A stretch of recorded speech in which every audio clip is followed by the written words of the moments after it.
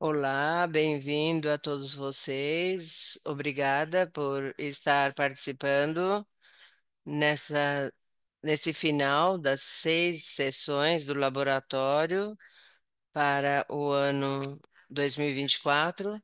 Aqueles que têm participado da jornada durante a última semana vão saber que a série de discussões e compartilhar é uma resposta ao fórum recentemente concluído nas Nações Unidas, que é o Fórum Político de Alto Nível sobre Desenvolvimento Sustentável.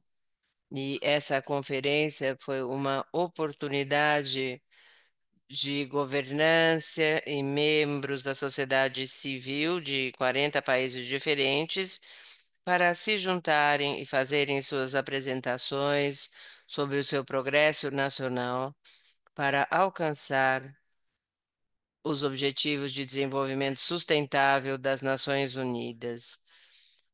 Nós tivemos 5 dos 17 objetivos que foram selecionados como prioridade desse ano. Então, nós pegamos cada um desses temas como o nosso tema para essas conversas aqui no laboratório SG. Então, hoje nós temos uma sessão de bônus que vai ser dedicado ao STG número 1, que é para erradicação de pobreza.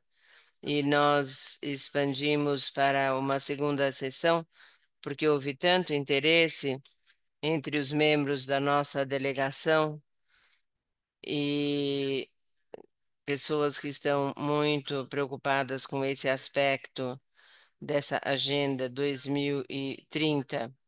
Então, hoje nós vamos ter a oportunidade de ouvir mais alguns membros da comunidade, que é a Coalização é um grupo de para a justiça, é um grupo de 3 pessoas que estão representando as irmãs e os freis nas Nações Unidas.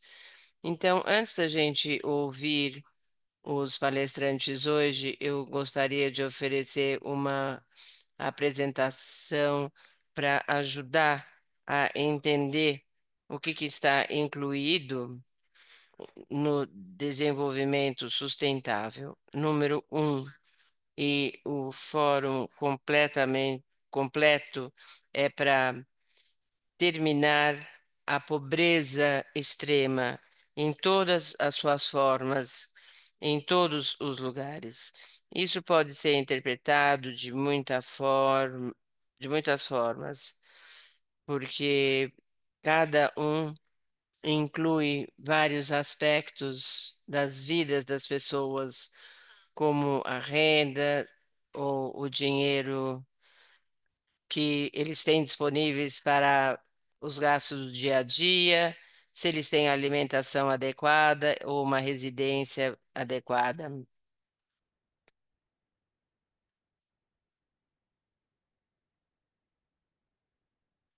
Então, são pessoas que sobrevivem com menos de 2 dólares e 50 centavos por pessoa por dia.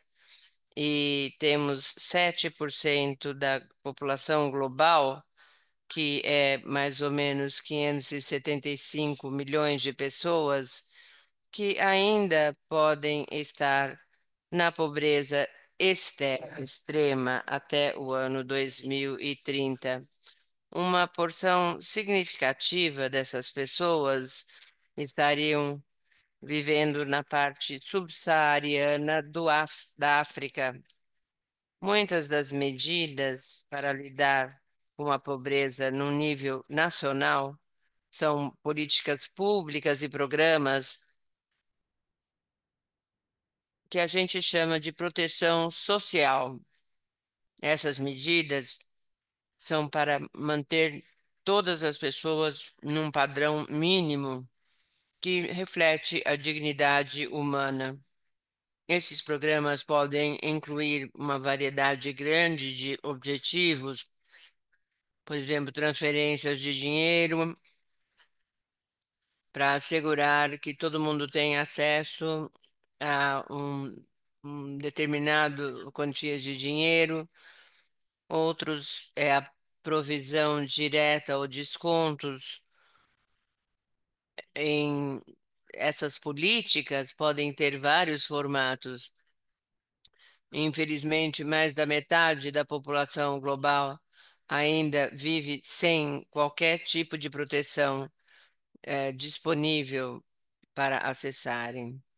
Então, quando nós pensamos sobre o objetivo número um, nós estamos falando sobre um chamado para todas as nações terem este tipo de proteção para o seu povo. Também chama os governos para reduzir a vulnerabilidade que, im- que as pessoas estão na pobreza da forma mais devastadora. E também que todos os governos tenham direitos no acesso do controle da propriedade, dos recursos naturais, do legado, das heranças e tecnologias e microfundos. Então, tendo isso como uma fundação, um fundamento para a gente entender o objetivo número um, nós podemos então começar a ouvir algumas pessoas e nós vamos, em primeiro lugar, vamos ver uma apresentação de vídeo que foi preparada para nós por um dos membros da comunidade global, a irmã Margarete, que é um membro da Sociedade do Coração de Jesus, RSCJ, e ela vai compartilhar o apostolado dela no Quênia, no Quênia.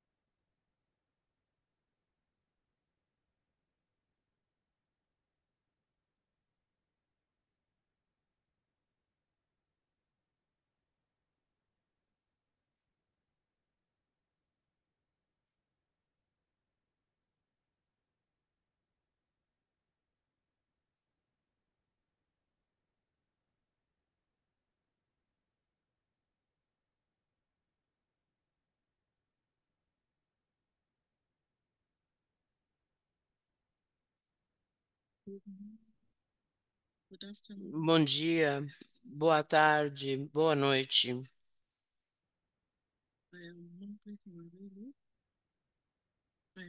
Eu sou a representante das Nações Unidas, eu sou Margarete e eu trabalho na Sociedade do Coração de Jesus. Nós representamos mais ou menos 45 países, focando principalmente na educação dos jovens, nas escolas, nos facilities com imigrantes e também outros tipos de trabalho como advocacia, etc. Eu gostaria de compartilhar a nossa contribuição à implementação do STG 1 e o impacto que isso tem em outros STGs, principalmente focando no nosso trabalho no Quênia.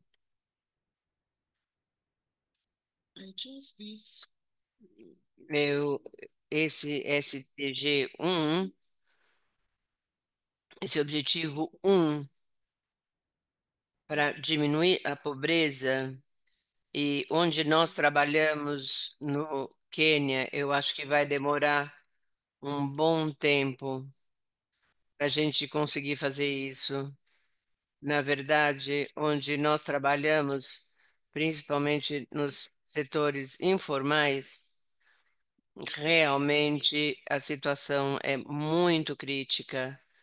Então, nós trabalhamos em projetos educacionais.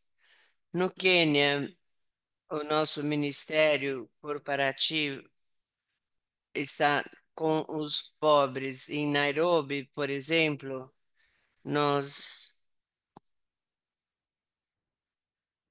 temos um local, é uma favela, a maior favela ao sul do Saara, onde as pessoas estão numa situação muito pobre. O nosso envolvimento começou em 1992 com um programa pequeno. Uma das nossas irmãs, ela começou o programa para tirar as crianças da rua.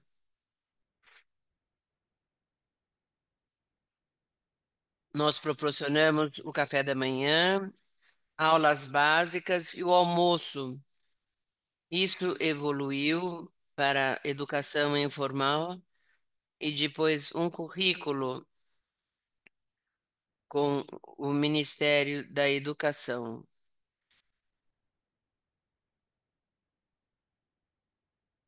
Isso começou com algumas de poucas crianças, e agora temos 600 crianças, meninos e meninas abaixo de 18 anos. Os primeiros desafios nós tivemos de alimentar as crianças, e depois nós começamos a procurar doadores, e nós conseguimos doadores que nos ajudaram com alimentos e também o Programa Mundial do Alimento.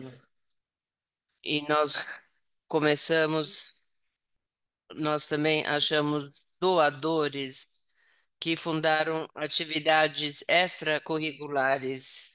Com o passar do tempo,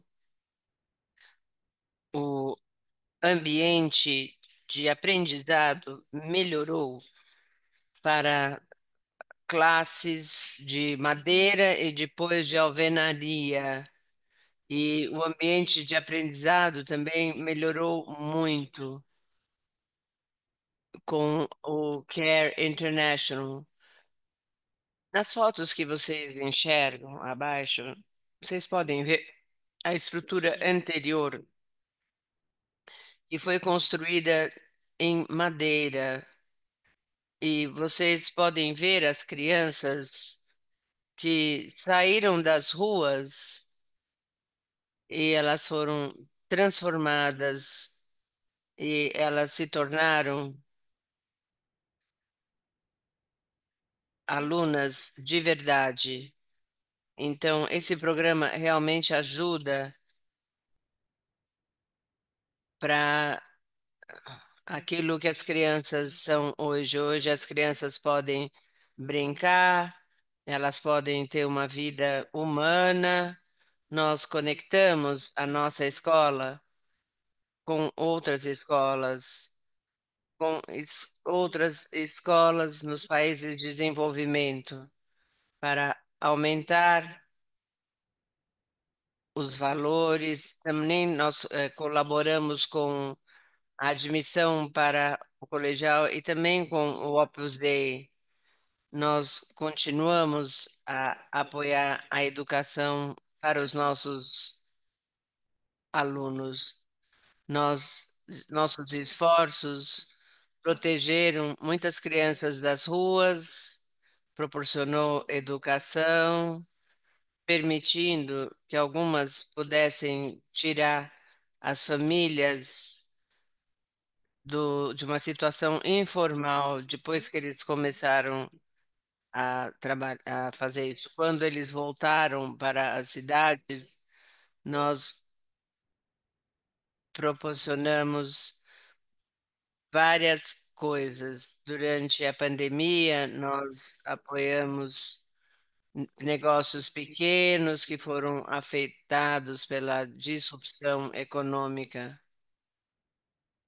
Nós fizemos parcerias com várias organizações, Unicef, Care Internacional, EUDECA, e nós trabalhamos em proximidade com freis para levantar fundos.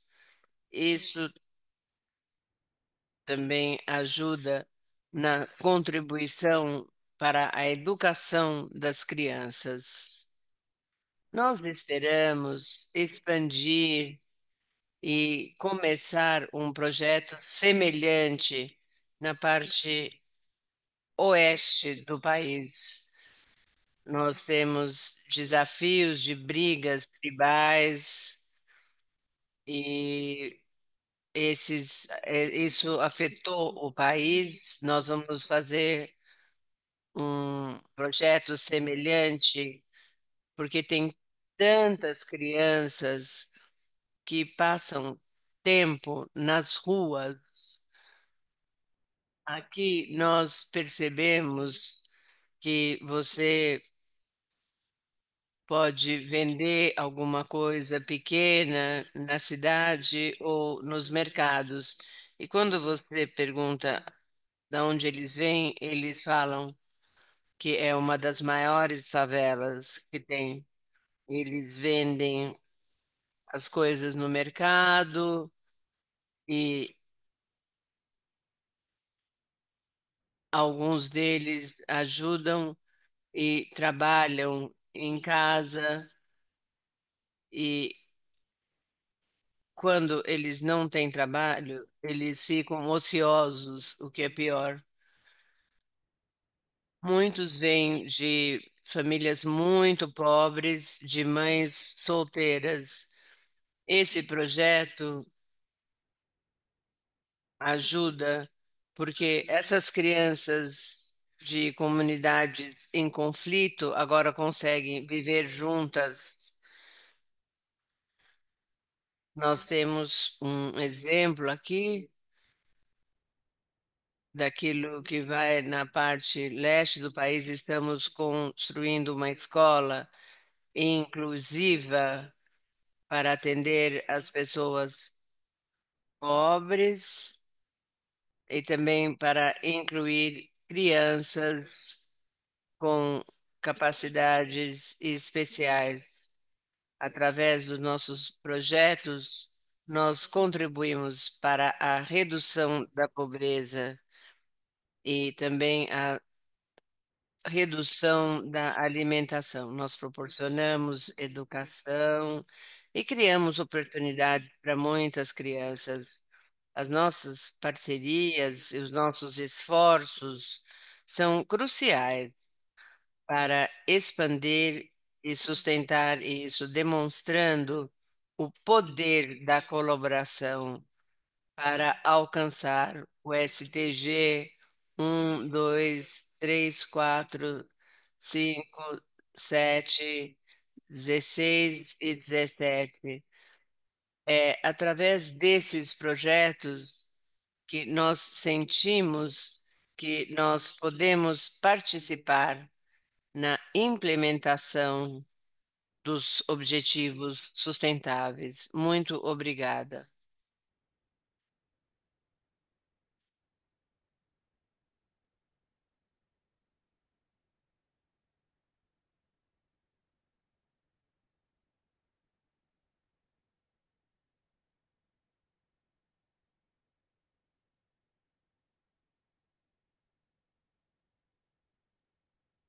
Ela não está na sala conosco, mas agradecemos muito por ter compartilhado essa atualização e a reflexão de todas as facetas desse projeto da Sociedade do Coração de Jesus em duas áreas no Quênia.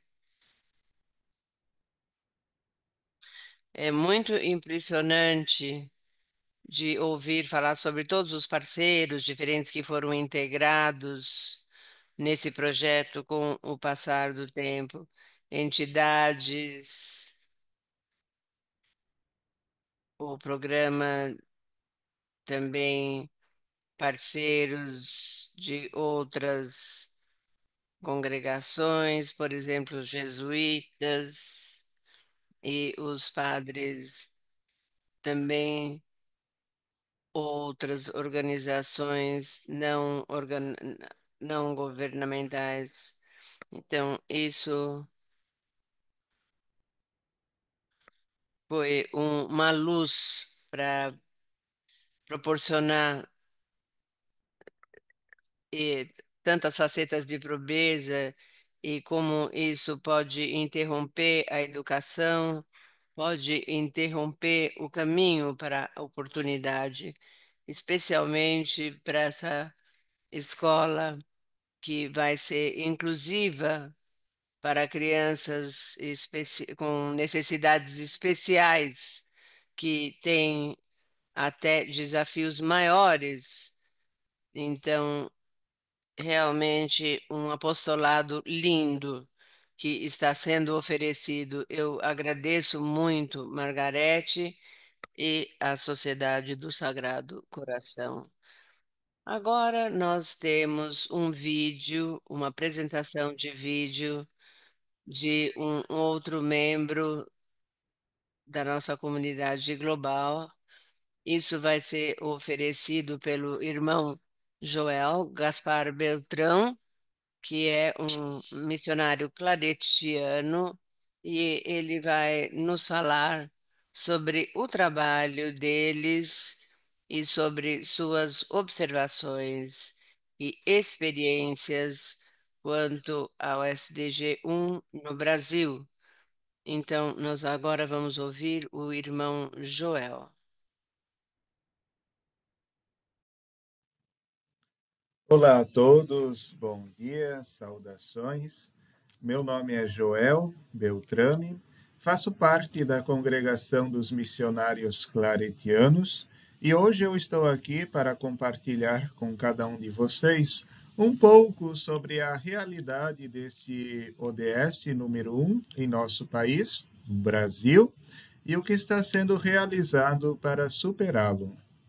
Infelizmente, é um tema muito difícil aqui no Brasil, por se tratar da grande quantidade da pobreza e das poucas mudanças que acontecem no decorrer dos anos, independente dos estilos de governo, onde o que se observa é um meio de controle, uma forma de manipular e controlar as pessoas, principalmente pelo voto, na qual o que acontece é um simples assistencialismo e mudanças de critérios para definir o que é a pobreza, com o objetivo de maquiar a verdadeira realidade do nosso país.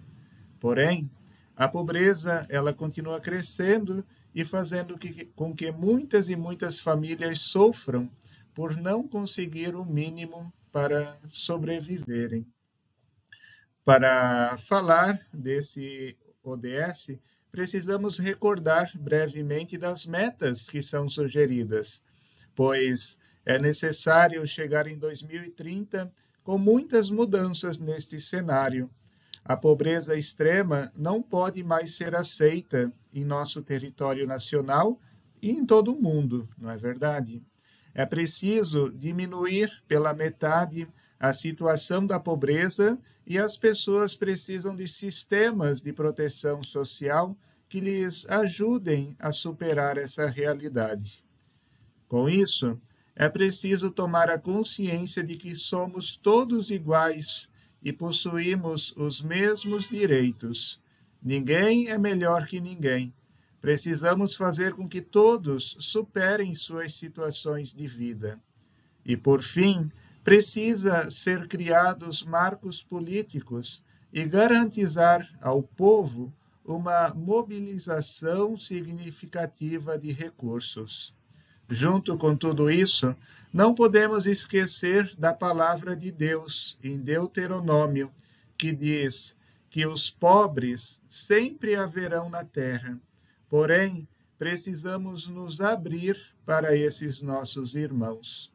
Desta forma, muitas coisas precisam ser realizadas.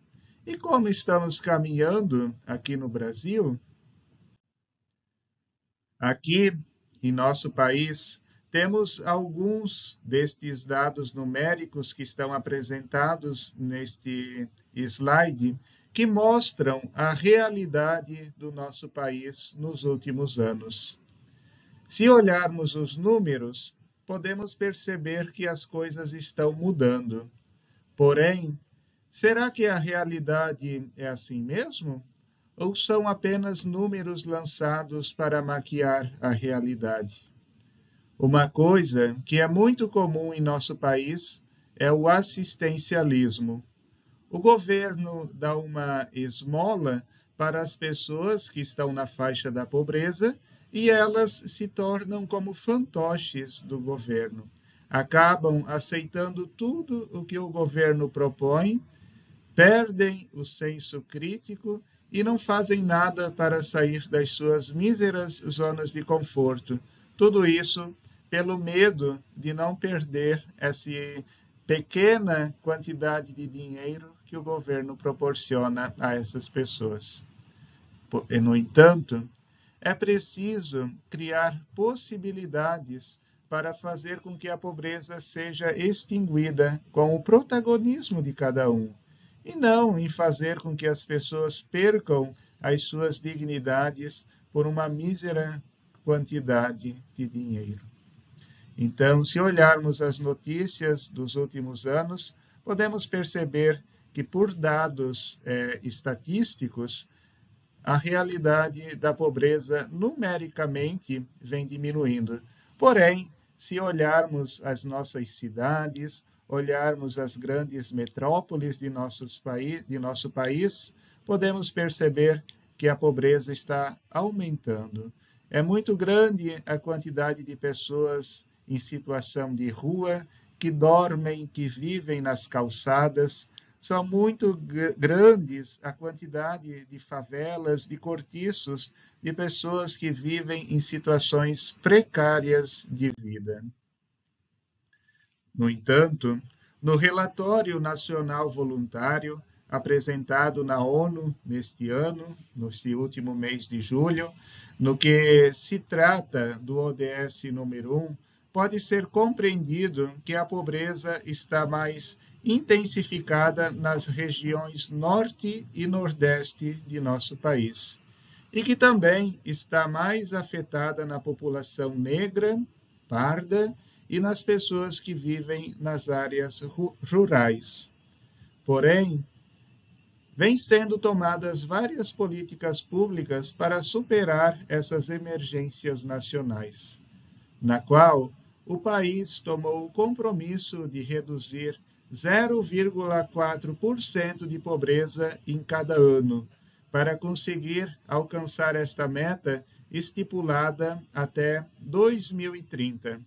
Assim, vem sendo desempenhada uma importante posição na redução da pobreza e da fome, bem como foco na primeira infância, que é o principal, e fato esse que caminha com outros dois ODSs, o 3 e o 4, que tratam da saúde e da educação, respectivamente.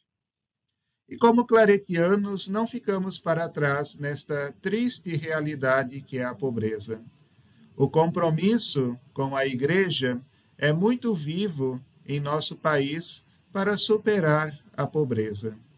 São realizadas frentes de trabalho nas paróquias, em pastorais sociais, em obras sociais, na educação e também em vários institutos católicos que são voltados para a pobreza, com o objetivo de proporcionar aos seres humanos a dignidade humana e ajudá-los a sair desta situação degradante que é a pobreza. Dos diversos trabalhos realizados em nossa província claretiana, destacamos o Instituto Claré, que há muitos e muitos anos vem realizando um trabalho desde crianças até adultos, com o objetivo de conscientização, formação, educação e, principalmente, de proporcionar a cada um a dignidade de vida. Um trabalho que vem sendo realizado em diversas frentes de atuação e que hoje chega a um grande número de pessoas que conseguiram superar essas situações de pobreza e que conseguiram e conseguem modificar as suas vidas e que hoje também ajudam outras e outras pessoas a sair da situação da miséria e sonhar por um mundo cada vez melhor. Desta forma, encerro a minha apresentação mostrando que muito ainda temos que trabalhar para superar essa realidade em nosso país. Porém, com o trabalho de cada um, podemos perceber que é possível e que podemos viver um mundo de acordo com o sonho de Deus para cada um de nós. Muito obrigado.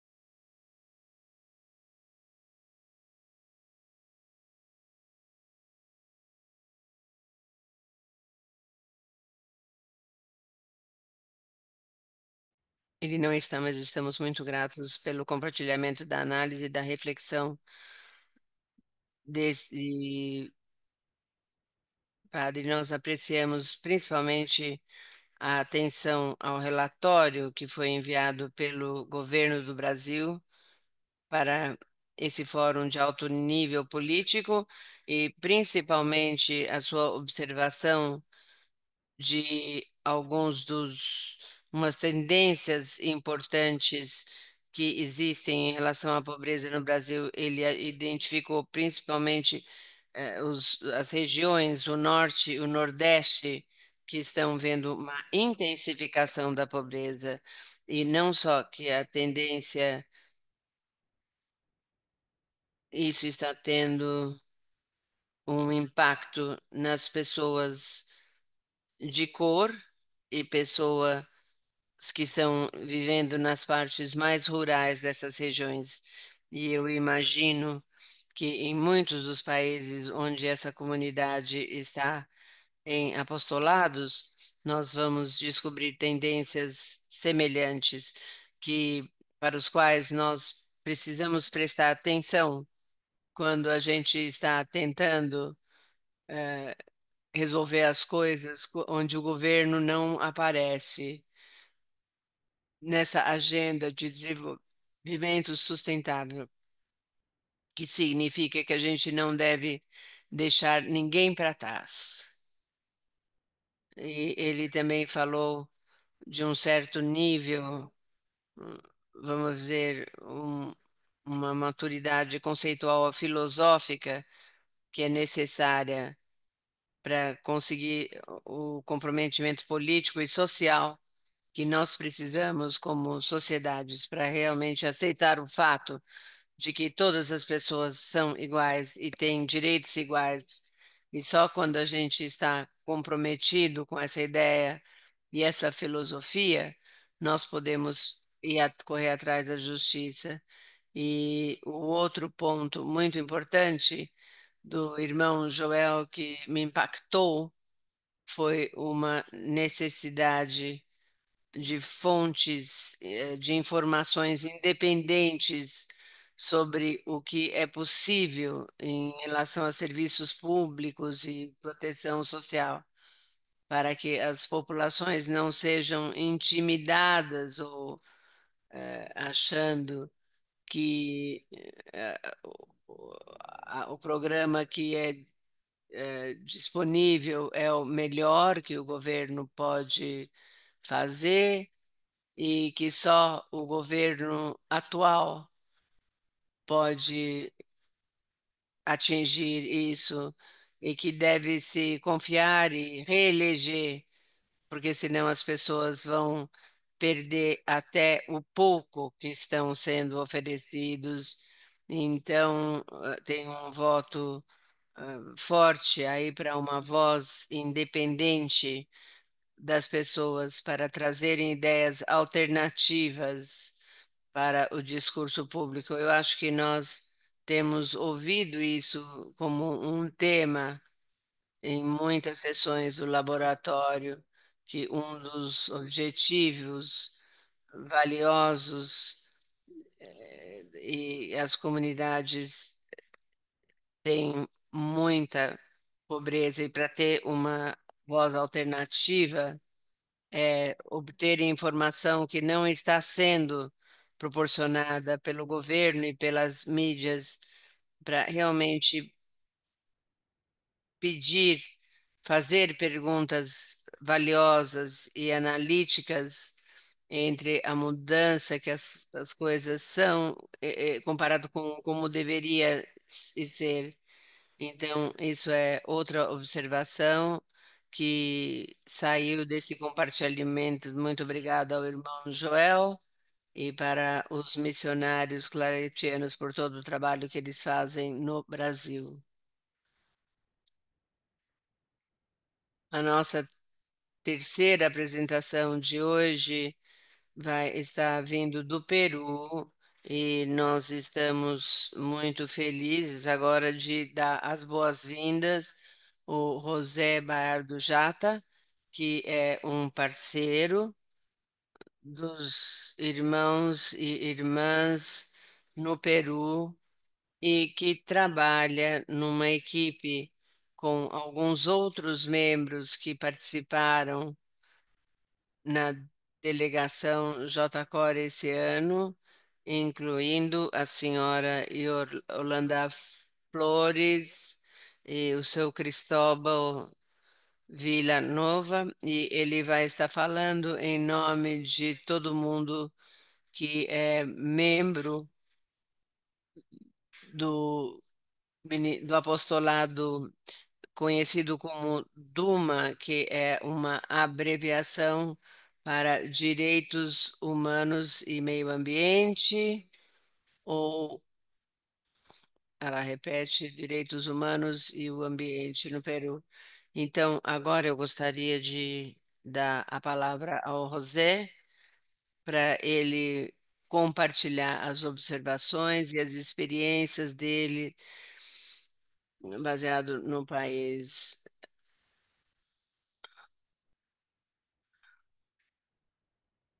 Eu saúdo todo mundo que está presente nesse evento.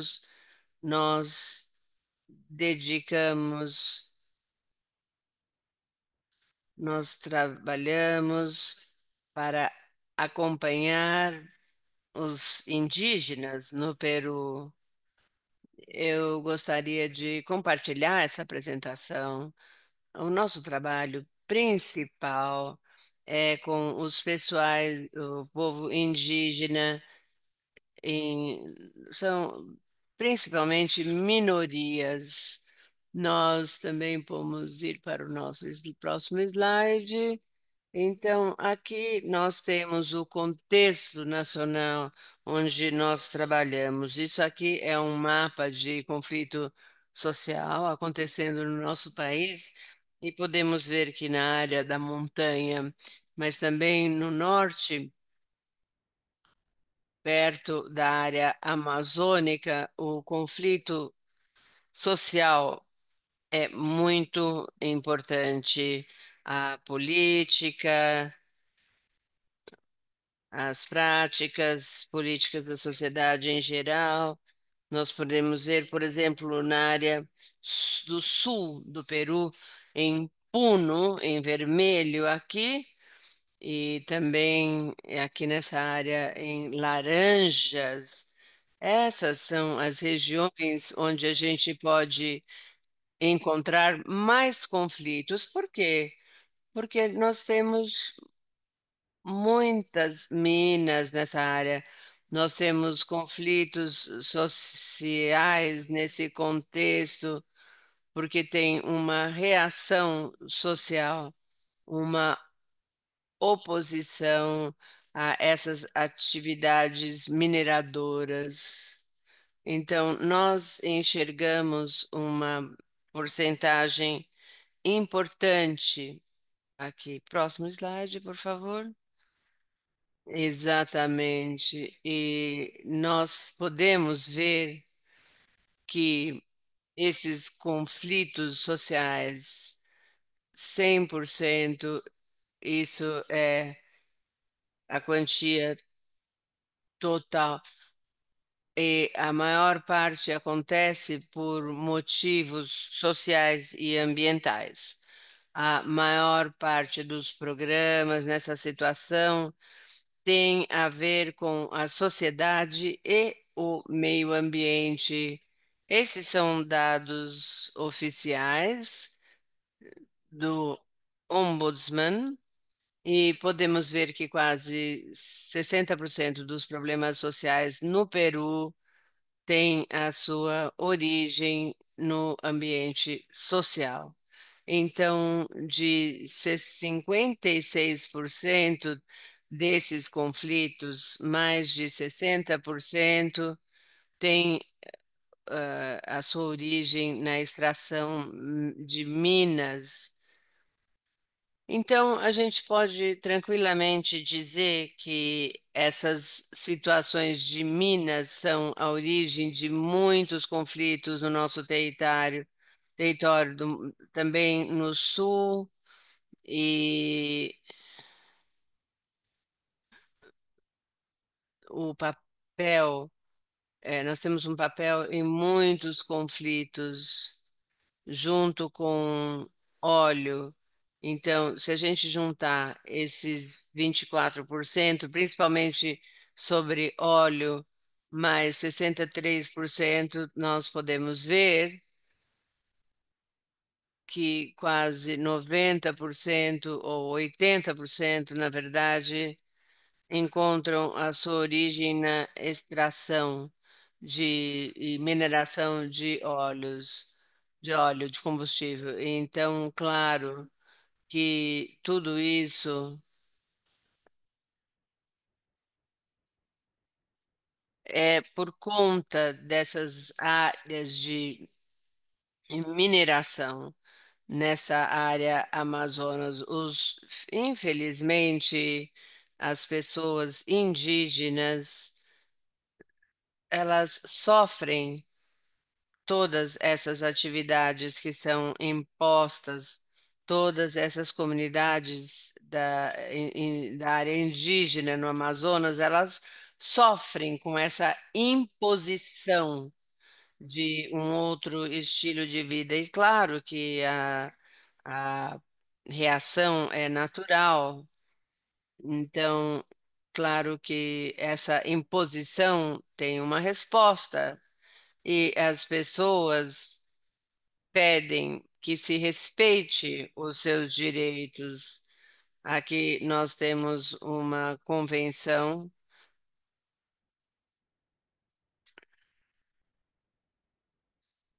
e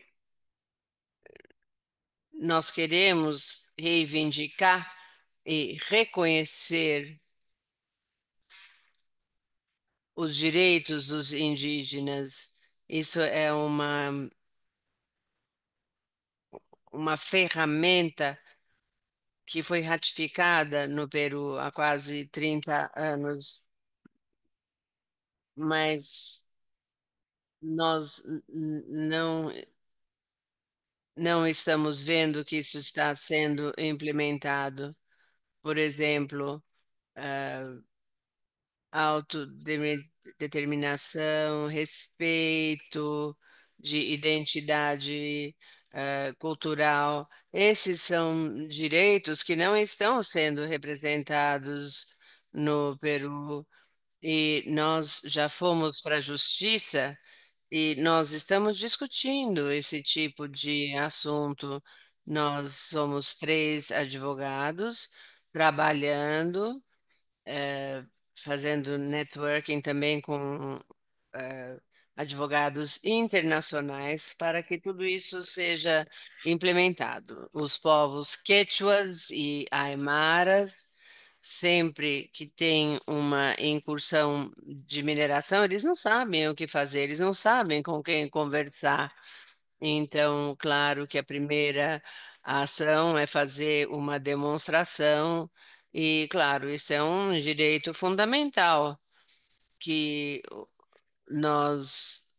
que são reconhecidos, mas, infelizmente, o Estado diz que demonstrações não são permitidas. E agora algumas pessoas, homens e mulheres, estão na justiça porque estão fazendo demonstrações. E nós já vimos essa perseguição em muitos outros países. Então, nós estamos olhando e procurando soluções para esse problema. Nós dizemos que as pessoas devem demonstrar porque é um direito, mas a gente vê também a resposta. É muito difícil lidar com isso. Nós temos usado aquilo que a gente conhece como, que a gente sabe como advogados, e nós temos um Ministério das Minas, trouxemos eles para a justiça e o progresso é variado,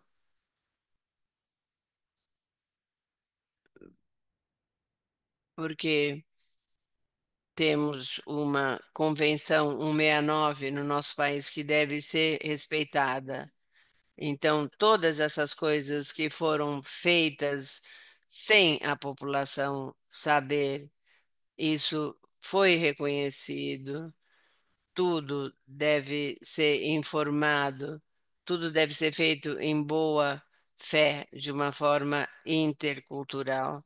Aqui nós podemos ver a interculturalidade e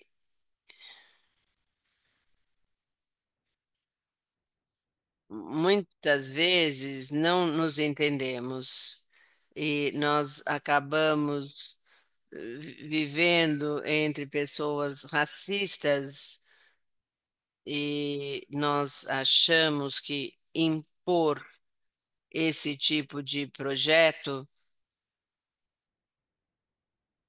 tem com certeza essa parte racista, porque essas pessoas não são tratadas com igualdade e com essa consultação prévia, a gente quer evitar esse tipo de conflito. Muitas vezes a comunidade só percebe quando já está trabalhando nas minas, não sabem o que fazer, falam com o governo regional e eles perguntam o que que a gente pode fazer e eles não têm resposta, porque são poucos advogados trabalhando em cima da Convenção 169. Não é um assunto que as pessoas mencionam. Então, não tem nenhuma forma de responder a isso. Nós já criamos isso e vimos muitos resultados indo para a justiça. Então,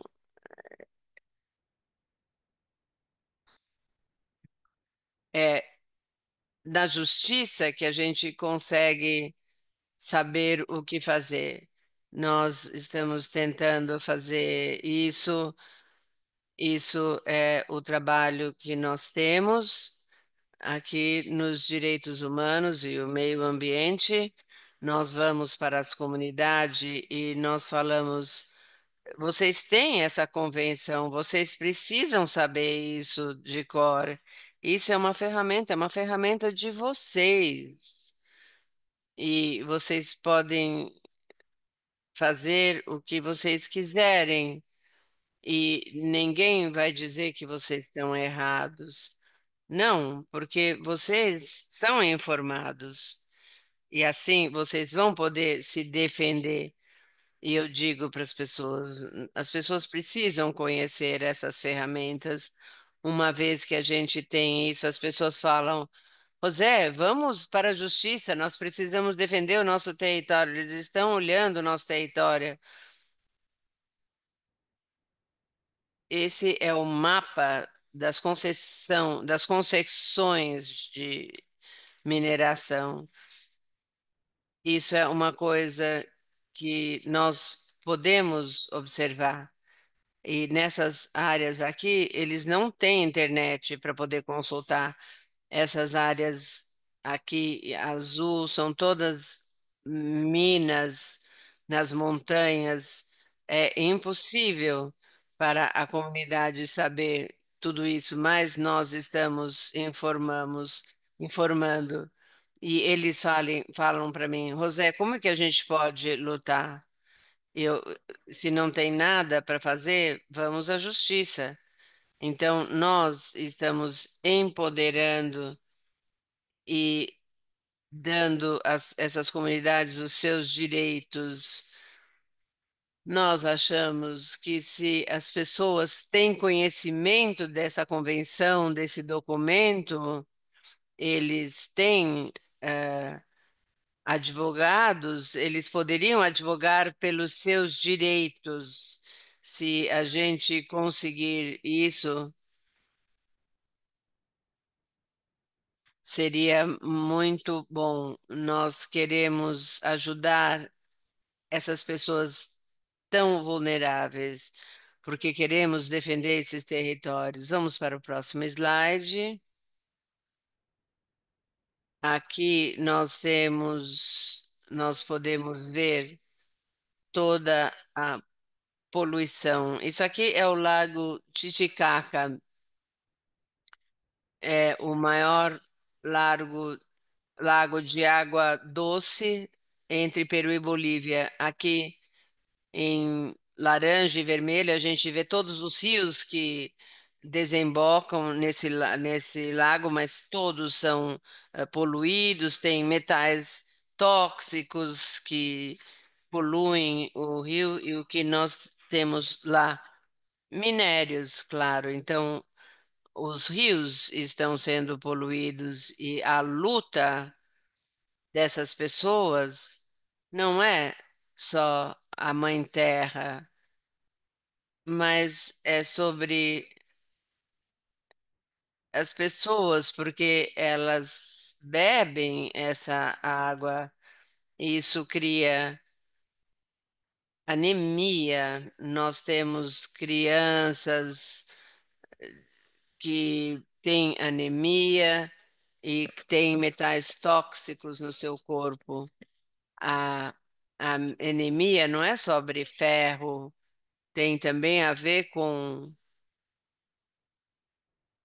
a água que você bebe. A luta dessas pessoas não é sobre a terra e a água, mas tem a ver com saúde, sobre integridade e é para dignidade. As pessoas que não têm acesso e- a esses serviços e está bebendo água contaminada. Isso é para advogar em nome de todas essas pessoas. Eu termino com isso. Ontem nós tivemos o Dia Nacional, a independência do Peru, 203 anos, e, e até agora as pessoas ainda têm os seus direitos violados. O que nós temos nas colônias é a mesma coisa. O governo está matando essas pessoas. A senhora Boluarte está matando as pessoas, mas também está matando por causa da poluição. Nós podemos ver o, o rio onde há mineração e o rio natural. Os animais estão bebendo essa água, depois os humanos comem esses animais. Então, a justiça social tem uma agenda de justiça social. Se isso não mudar, isso vai continuar. e as pessoas entendem que tem que lutar no nível político e precisam incluir na sua agenda essas perguntas de justiça política. Isso é um grande progresso e nós estamos muito orgulhosos porque a população não fala só sobre a estrutura do governo. É aqui que o nosso trabalho foca. Então, nós temos essa forma de influenciar. Se nós tentamos ser ambiciosos para conseguir essas mudanças estruturais para as pessoas. Essa é a minha apresentação que eu preparei. Eu agradeço muito pela atenção e agradeço muito pela oportunidade de poder falar com vocês. Muito obrigada, José. É uma honra ouvir você. É uma honra trabalhar com você, porque isso é essencial e o que você está fazendo é lindo, ou seja, juntar as preocupações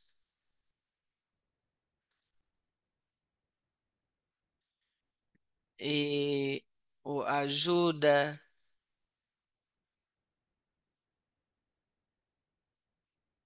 a integridade e nós humanos e outros animais, e como esses esforços precisam ser integrados, e o trabalho que você está fazendo para assegurar que as pessoas saibam que têm o direito e defender a Pachamama. Isso é um fundamento crítico.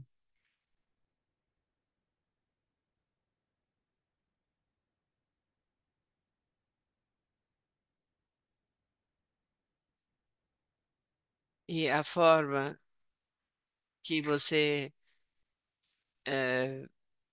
falou isso me mostra que o seu coração está no lugar certo, porque a esperança, diferente da esperança de uma empresa de mineração, uma empresa de combustível, não é fazer esse trabalho, mas a ideia não é ocupar esse espaço para sempre, mas você quer criar um mundo onde você não é necessário, porque as pessoas conhecem os seus direitos e sabem como eles podem ser dignos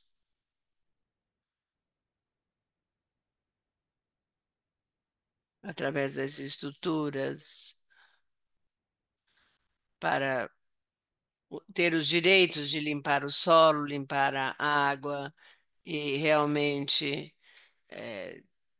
fazer com que a justiça social e política prevaleça para que todo mundo possa viver com justiça. O seu trabalho é incrível, principalmente em locais onde não há muita informação.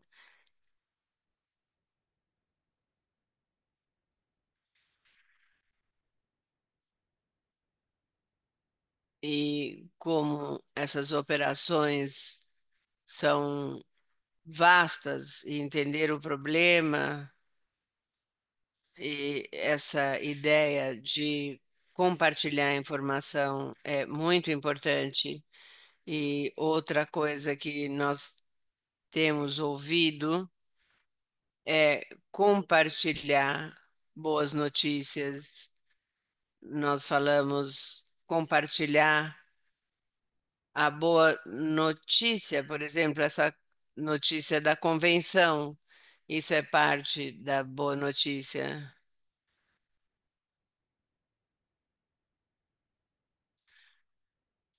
Muito obrigada por seu excelente trabalho e muito obrigada por tomar o tempo de compartilhar com todos nós.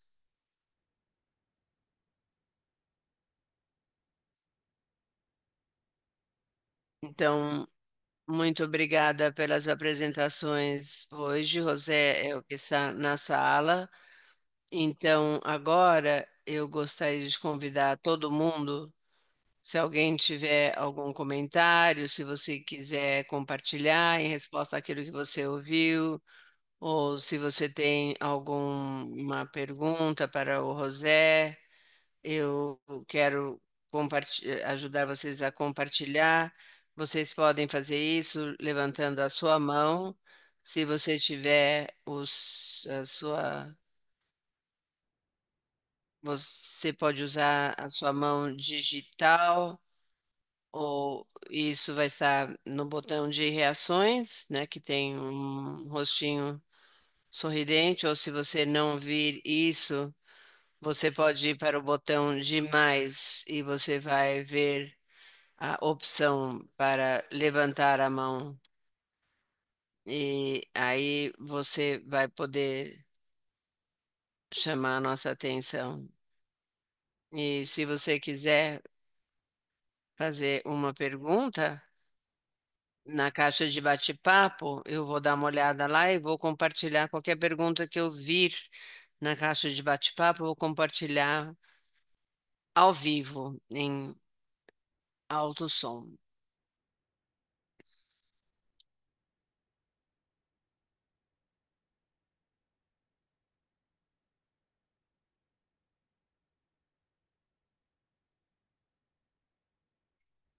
Muito bem, eu vou começar. Eu estou vendo uma pergunta.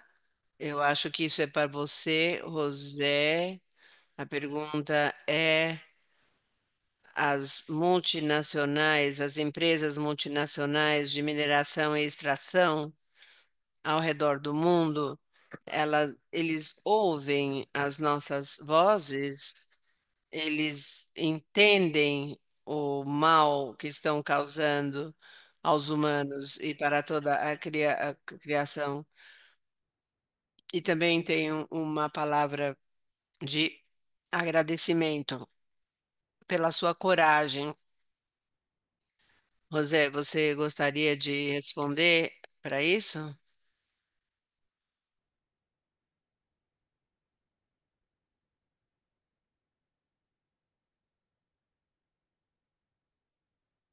Infelizmente, não. Não há uma visão social. Eu acho que a cultura ocidental, especialmente com o liberalismo, que prioriza o dinheiro, e essas empresas, elas têm essa visão. Tudo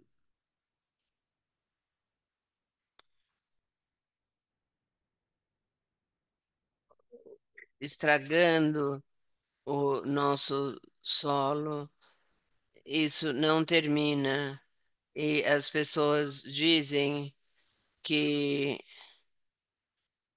estão tirando as nossas terras, mas nós ainda estamos aí. Depois do colonialismo, agora o novo colonialismo são essas empresas de mineração, elas extraem do solo o que elas precisam para enriquecer cada vez mais. Nós não vemos um engajamento verdadeiro das pessoas, das empresas, porque eles teriam engajado com essa convenção. Sim, todo mundo sabe sobre isso, mas eles têm equipes enormes de advogados e profissionais, e claro que eles sabem do mal que eles Eles têm responsabilidade porque eles são responsáveis, porque eles sabem que muitas pessoas não sabem sobre essa convenção ILO e, portanto, não há justiça. E isso é um abuso, porque nós estávamos dizendo que o pior inimigo da dignidade é a pobreza, porque eles dão muito dinheiro. Eu nunca vi US$ 100.000, por exemplo. E para eles não é nada. Eles têm todo esse dinheiro. E para uma empresa isso não é nada. Eles pagam e acabam ganhando mais dinheiro. Então, claro que não é, o relacionamento não é igual. Nós vemos injustiça, nós vemos a pobreza mais uma vez, porque, claro que essas pessoas indígenas sofrem com isso. Não têm direitos humanos nenhum lá. A gente não vê nenhuma empresa dizendo, eu vou aceitar todos esses termos. Desde o início, eles falam. Se eles falassem a verdade, poderia fazer alguma coisa, mas eles nunca falam a verdade. Obrigada, José. Uma diferença fundamental, a motivação para o lucro, diferente da motivação por algum bem tangível, alguma coisa da forma que você está procurando, coisas como dignidade, paz, bem-estar, saúde, coisas completamente diferentes. Estou vendo outra mão levantada.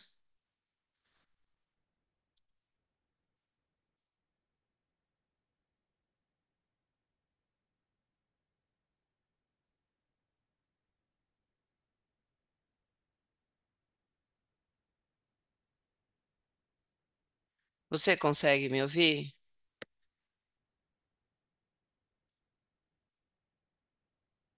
Olá, Tereza, olá todo mundo. Tudo que foi compartilhado tem sido maravilhoso. E hoje nós estamos falando sobre pobreza, sobre terminar a pobreza, e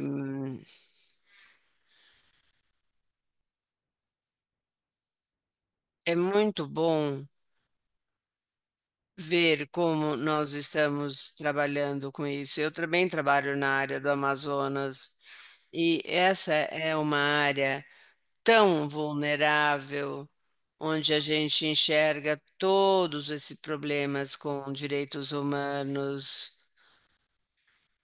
Então, o que que isso significa? Significa matar as pessoas pobres, aí não vamos ter mais pobres, ou quer dizer procurar coisas boas para essas pessoas vulneráveis. Por que eu estou falando isso? Porque em algumas ONGs e empresas, etc., eles tentam,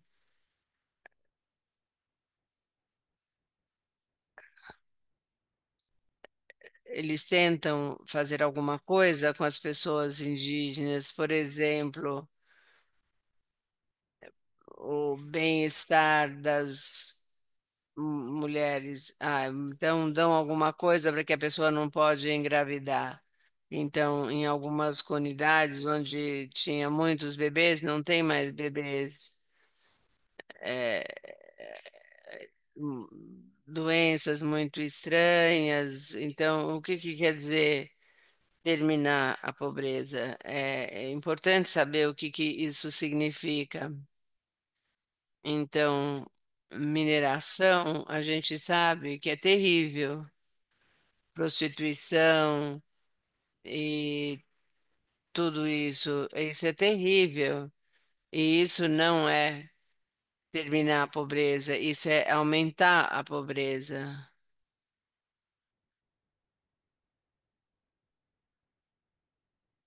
Na área do Amazonas, nós vemos que empresas grandes estão colocando essa promoção da dignidade em risco dos seres humanos, para os seres humanos do nosso planeta. Nós estamos em tempos muito difíceis e isso é um monstro que nós estamos, que nós temos na área do Amazonas e em muitos lugares ao redor do mundo. Então, nós precisamos nos preparar, nós precisamos ter treinamento. Onde estamos advogando? Onde estamos indo para a justiça? Onde estamos nós como fazendo isso no nível global? Isso é uma coisa que nós precisamos refletir para que a gente realmente possa ocupar o nosso tempo com isso, porque às vezes há teorias e conceitos lindos e românticos, mas quando a gente precisa entrar em ação, esse modelo não é tão fácil assim. Bom, muito obrigada. Eu acho que esse último ponto vai ser uma transição muito boa para a pergunta que nós vamos ouvir da próxima pessoa que vai falar, que é a Camila Cheria, que é a nossa coordenadora na Índia. Anitta, por favor. Bom, muito obrigada pela apresentação. Eu acho que essas comunidades indígenas têm problemas iguais. Não é que não tem leis, mas temos contrastes enormes e é muito difícil negociar. Então, meus anos de experiência, qualquer pessoa está num risco. Então, como que você lida com isso? Isso é envolver líderes da comunidade, porque as comunidades indígenas são ainda mais vulneráveis. Então, como é que você mitiga o risco? Eu não espero uma resposta perfeita, mas seria bom, saber como trabalhar com isso.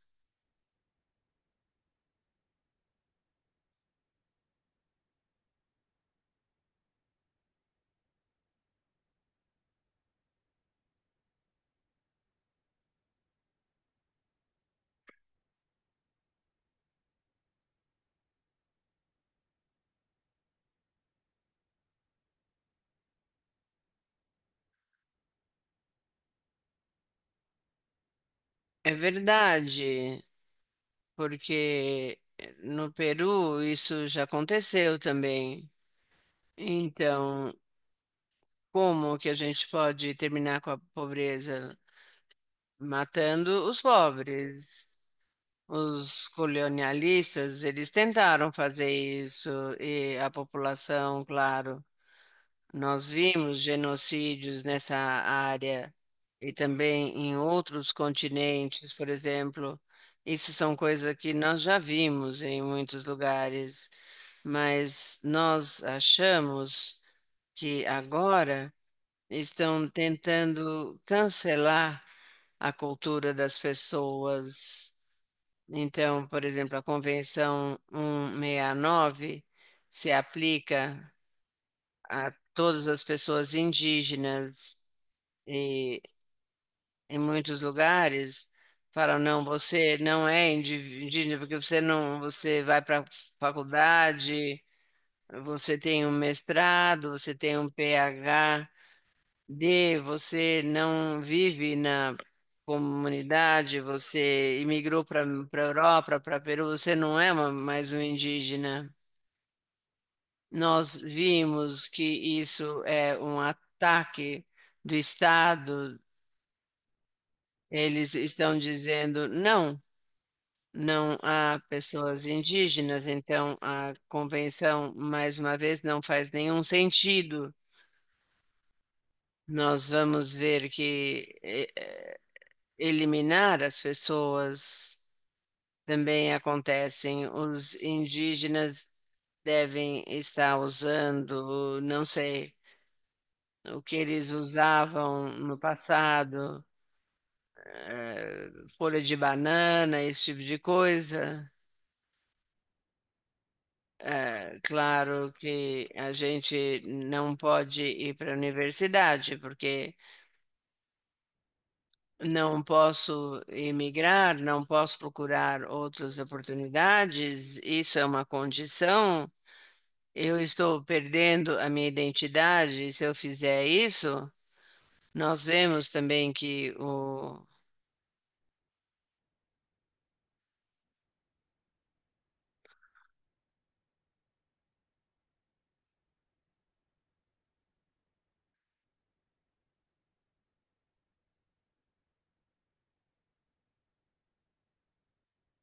você não tem rituais para a terra, você não fala quechua, e quem é você para falar? Eu sei quem são meus pais, meus avós, isso é o meu sangue. Você não pode dizer para mim que eu estou perdendo a minha identidade por causa disso, daquilo. Isso é uma forma de cancelar a nossa cultura. Talvez seja alguma coisa que você vê no seu país também. Então, o que o meu irmão diz.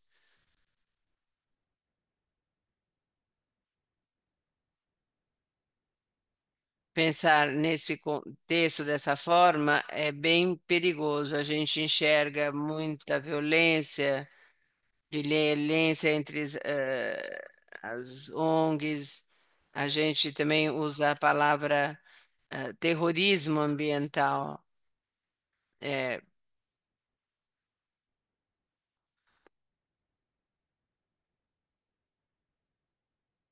mas, felizmente, não temos outros problemas em Puno. Nós achamos que nossa arma principal.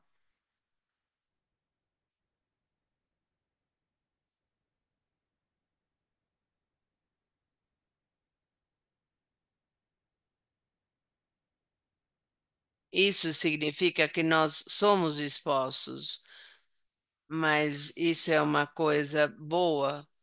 Nós vemos muitos desses problemas na região do Amazonas porque ninguém enxerga isso. Nós precisamos ser vistos, precisamos ser ouvidos, e isso gera.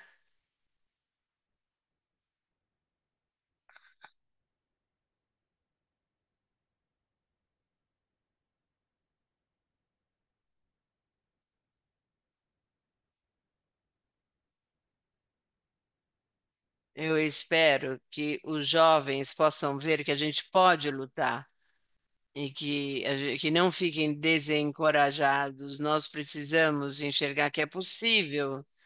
Nós somos poucos, mas estamos fazendo muito. Mas isso é bastante. E também a solidariedade que a gente sente de vocês, vocês estão conosco nessa luta.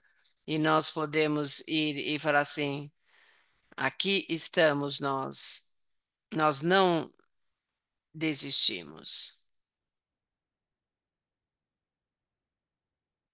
José, muito obrigada pelos seus comentários e eu entendo muito bem por que que a sua família tem medo, por você e com certeza você também tem medo porque você faz trabalho corajoso. Isso não significa que você não tem medo. Talvez isso seja o sentido da coragem, fazer o que é certo, mesmo quando você tem medo de fazer.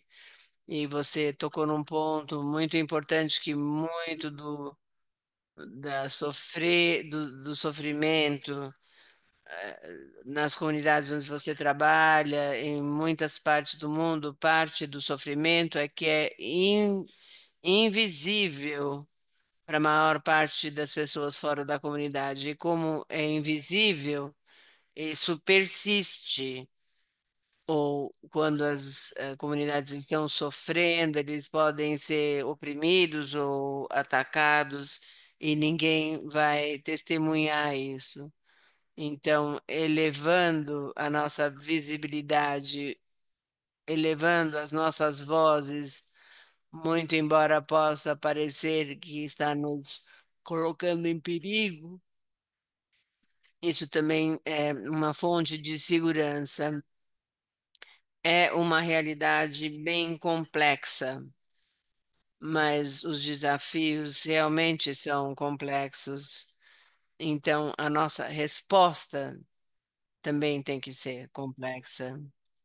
Mas alguém gostaria de fazer algum comentário? Alguém quer falar alguma coisa? Sim, por favor, prossiga. Olá a todos. Eu estou em Londres. É muito bom estar aqui.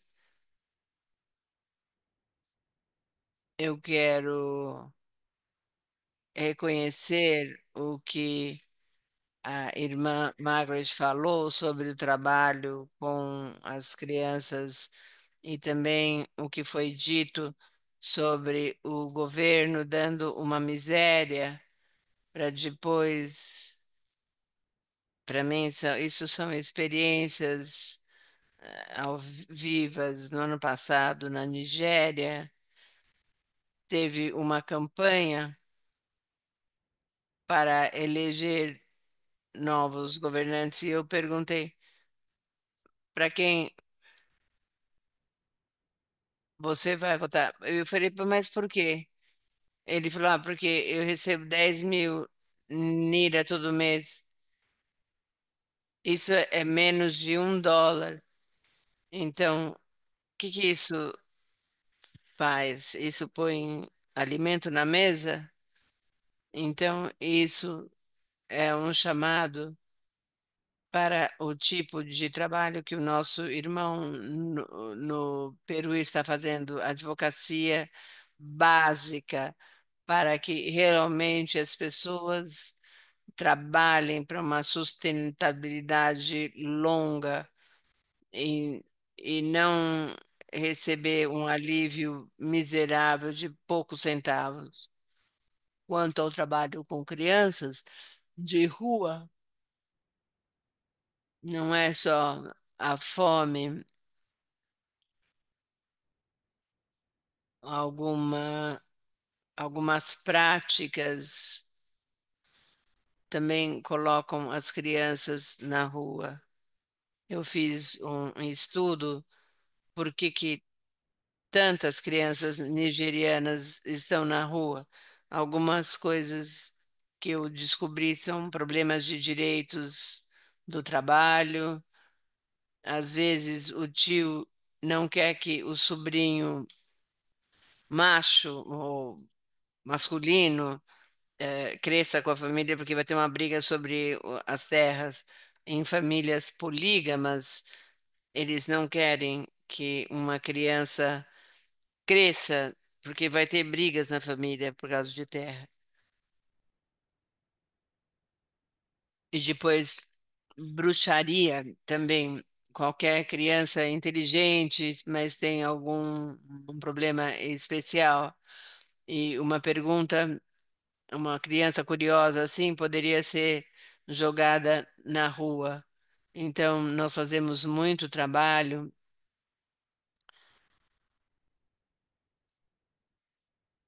Nós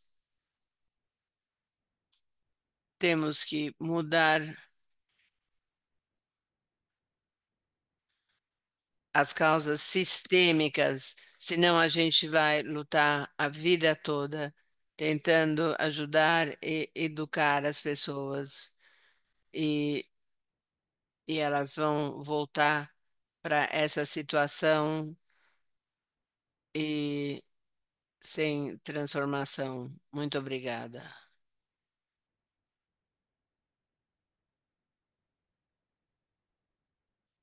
Obrigada, irmã Franca, por falar de outro componente desses arcabouços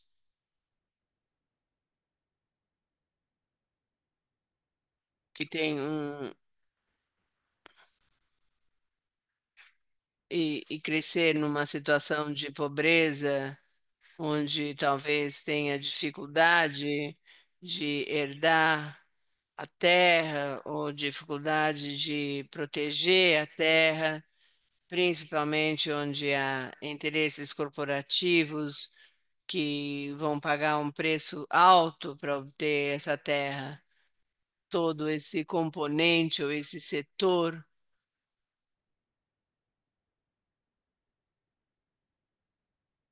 realmente consegue colocar restrições numa possibilidade para uma boa vida, uma vida familiar em tantos lugares. Então, obrigada por esclarecer mais um fio nessa nossa tapeçaria de compreender a complexidade, a realidade complexa que é a pobreza. Mais alguém gostaria de fazer algum comentário, alguma pergunta que alguém quer compartilhar?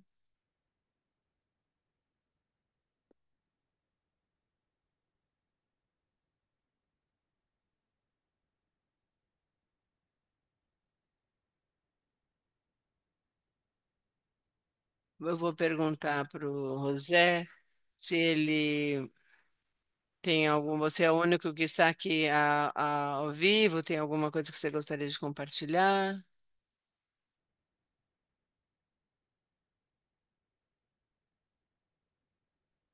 Essas são lutas de anos, né? São lutas de anos. Essas não são lutas que foram criadas ontem.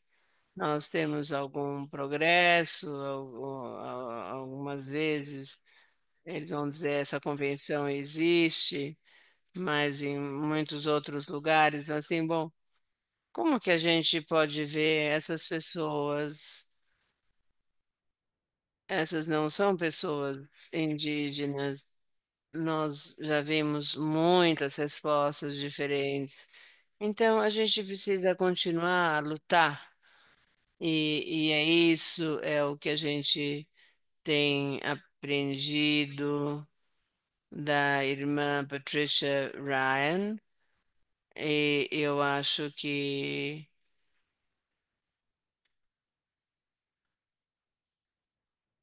ela nos ensinou o que a gente pode fazer, porque ela sempre está nos encorajando. E eu acho que a gente entendeu que a gente tem essa coragem.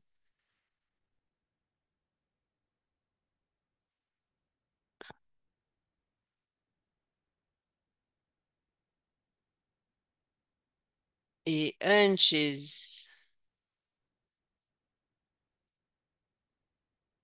nós tínhamos outro bispo, e quando esse bispo chegou, ele disse: Nós temos que ter missa, não temos que fazer trabalhos sociais, nada disso. Então, algumas congregações realmente querem fazer a diferença. Essa é a igreja verdadeira. É por isso que a igreja nasceu com Jesus. Infelizmente, há algumas outras opções na igreja que mostram para nós que estão destruindo essa parte da igreja que luta pelas pessoas pobres, nós podemos achar que é impossível. Muito obrigada por seu convite e muito obrigada de Puno.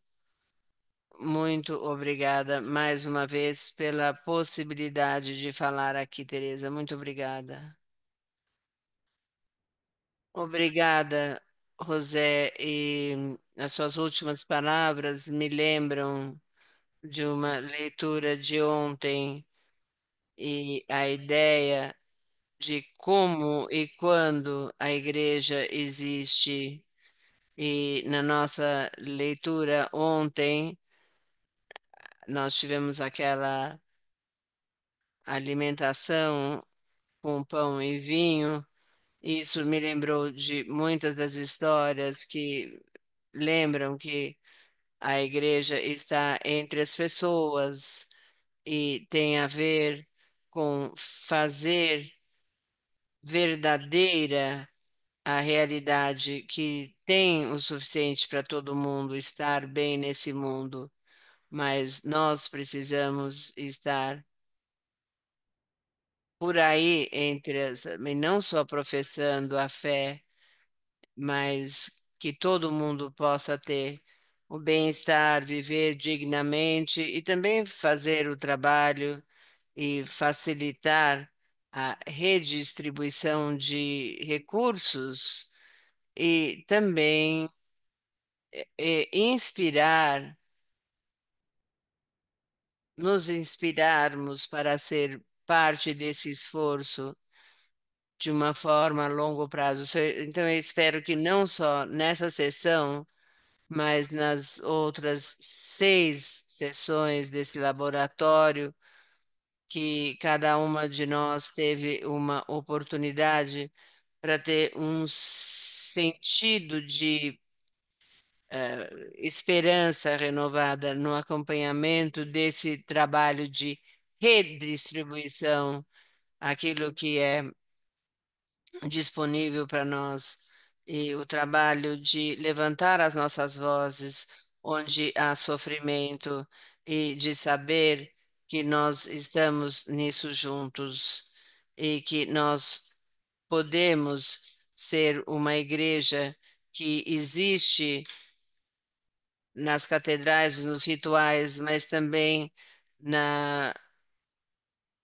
num lugar, nas comunidades indígenas do Peru e também nas áreas rurais do Amazonas, no Brasil. Então, nós somos mais comunidade do que instituição. Então, agradeço todos a vocês de serem essa comunidade, de que além de todas essas esses lugares, isso pode existir online. E eu estou feliz pela oportunidade de comunicar, contatar com todos vocês, aprender com todos vocês. E eu espero ter mais oportunidades no futuro. Então, muito obrigada pela sua participação, obrigada pelas diferentes formas que todos vocês estão contribuindo para o desenvolvimento sustentável nas suas comunidades e em estruturas de todos os níveis diferentes. Muito obrigada para as nossas intérpretes que nos acompanharam nessa jornada. E eu estou bem animada para me conectar novamente com todos vocês em breve.